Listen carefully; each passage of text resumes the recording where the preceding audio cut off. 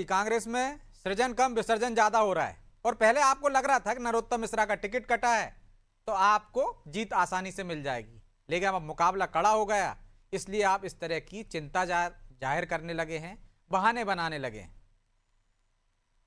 देखिए, नरोत्तम मिश्रा को भी हारना था, इसीलिए भाजपा ने उनका टिकट काटा। और ये जो आए हैं, ये उनसे भी गए बीते निकलेंगे, ये आपको देखने में मिलेगा।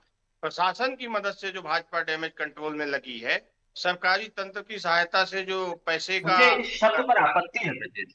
जी, अब मेरी बात हो जाए फिर आप अपनी आपत्ति बोल देना, या आप बात कर लो फिर मैं बात कर लेता लेकिन हूँ। जब आप कह रहे हो कि प्रशासन तंत्र पैसा बांट रहा है, आपके नेता कह रहे हैं 50 करोड़ आ गए, 5 करोड़ बांटे जा रहे हैं, तो भैया एक आध को पकड़ के बता दीजिए कि ये बट रहे हैं, एक आध का स्टिंग ऑपरेशन कर दीजिए। पकड़ने का अधिकार कानून हमको नहीं देता ना, शिकायत करने का अधिकार है। तो होटलों की सूची दी गई है, वहां छापा मारे, सब मिल जाएगा। बस। यूपी बॉर्डर को सील्ड करें, हम्म। जिले के सीमा को सील्ड करें, आवागमन पर निगरानी रखें, यही बात तो कर रही है कांग्रेस पार्टी। मतलब एक विधानसभा चुनाव में पूरी बॉर्डर सील कर दें? नहीं, बॉर्डर सील नहीं, आने जाने वाले लोगों के आवागमन पर निगरानी रखें, मैं तो ये वो तो कह रहा रखती हूँ। है, आप बता दीजिए कि आ गए यूपी के लोग, वो तो बता ही सकते हैं ना।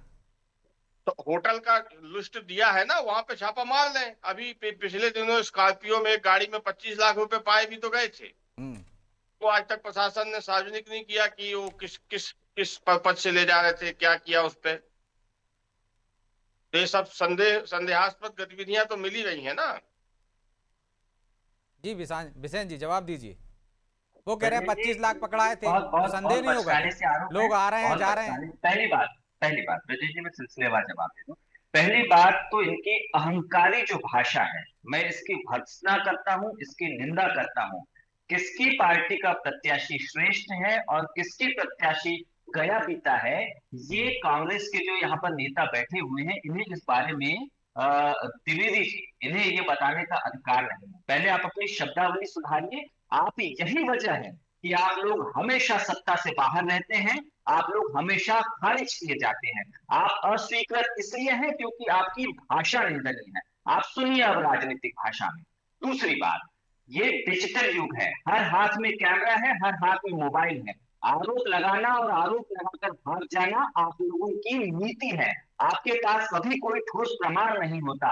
अगर आपके पास कोई सबूत है, कोई नेता आपको दिख रहा है, तो आप वीडियो बनाइए, चुनाव आयोग को भेजिए। क्या आप चुनाव आयोग पर सवाल उठा रहे हैं? एक एक गाड़ी की चेकिंग होती है, एक एक व्यक्ति पर नजर रखी जाती है, तब चुनाव संपन्न होता है।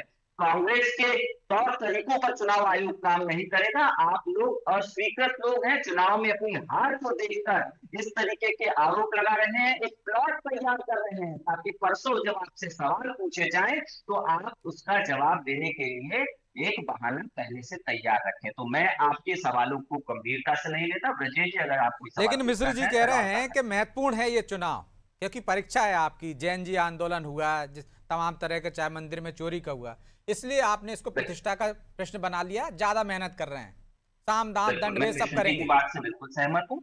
मैं मिश्र जी की बात से बिल्कुल सहमत हूँ। हम लोग राजनीतिक दल के कार्यकर्ता के रूप में काम करने वाले लोग हैं।